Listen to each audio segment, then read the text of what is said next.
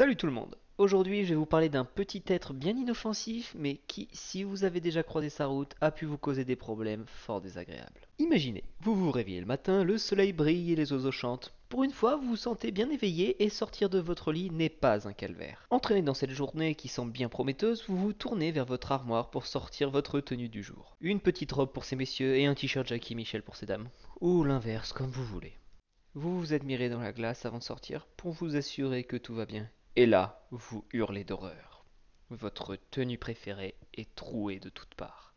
Si ce genre de choses vous est déjà arrivé, alors vous avez eu affaire à notre sujet du jour, la Tineola bicelliella, aussi appelée la mythe des vêtements.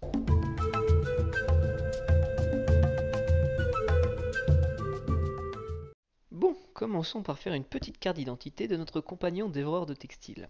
L'amite est un animal de l'embranchement des arthropodes, c'est-à-dire un exosquelette, des pattes articulées et un corps segmenté. Elle fait partie de la classe des insectes, donc un corps en 3 parties et 6 pattes en tout, et parmi tous les ordres d'insectes existants, l'amite se trouve dans celui des lépidoptères, comme les papillons. Mon dieu, ce genre de présentation, ça me fait penser qu'il faut que je fasse une vidéo sur la taxonomie et le classement des animaux. Mais ça, c'est un autre sujet. L'amite a une durée de vie qui s'estime entre 4 et 6 mois. On a tout d'abord le stade d'œuf qui dure entre 7 et 10 jours, le stade larvaire dure 90 jours ou plus, la larve devient une chrysalide, un cocon, pendant 11 à 55 jours, et une fois sortie du cocon, la forme de papillon dure de 16 à 34 jours. Maintenant, passons à la question que l'on se pose tous par rapport à ce petit insecte. Pourquoi cette saloperie de fils de pute a bouffé mon gilet Chanel à plus de 6 000 € comme si c'était une tartine de Nutella?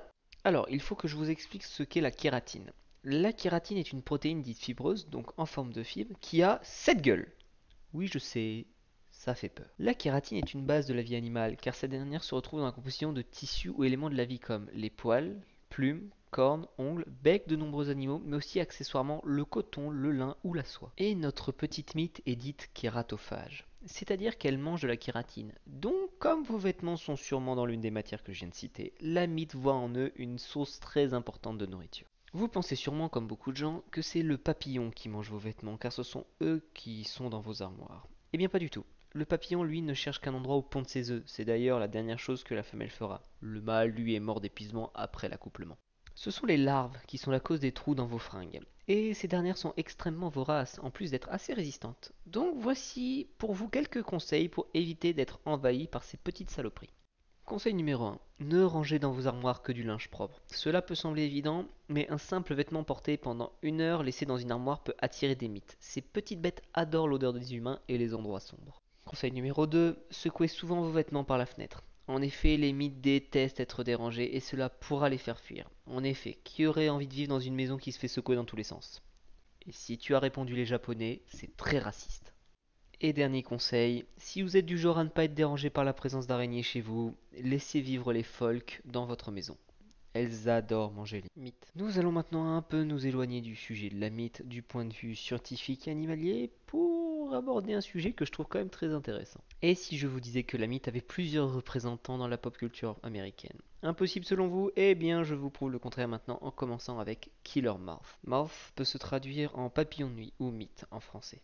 Ce truc est un méchant de chez DC Comics qui affrontera Batman à plusieurs reprises. Killer Moth est un anti-Batman, c'est-à-dire qu'il fait tout comme Batman, mais en inversé. Il a donc une Moth mobile, une Moth cave, une Moth grappin, il est très, voire même trop coloré là où Batman est en noir, mais surtout un Moth signal que les criminels utilisent pour l'appeler en renfort si besoin. Notre bad guy multicolore sauvera d'ailleurs plusieurs criminels de la police pendant ses actions. Il sera incarné par plusieurs personnages tout au long de la série Batman. C'est un personnage un peu ridicule mais qui personnellement me fait bien rire car complètement décalé par rapport à l'image habituelle des ennemis du Chevalier Noir. Et pour finir, je vais vous parler du Mothman. Le Mothman est une créature du folklore américain. On l'appelle l'homme papillon en français. Cette créature ressemble à un homme avec des ailes et de grands yeux rouges.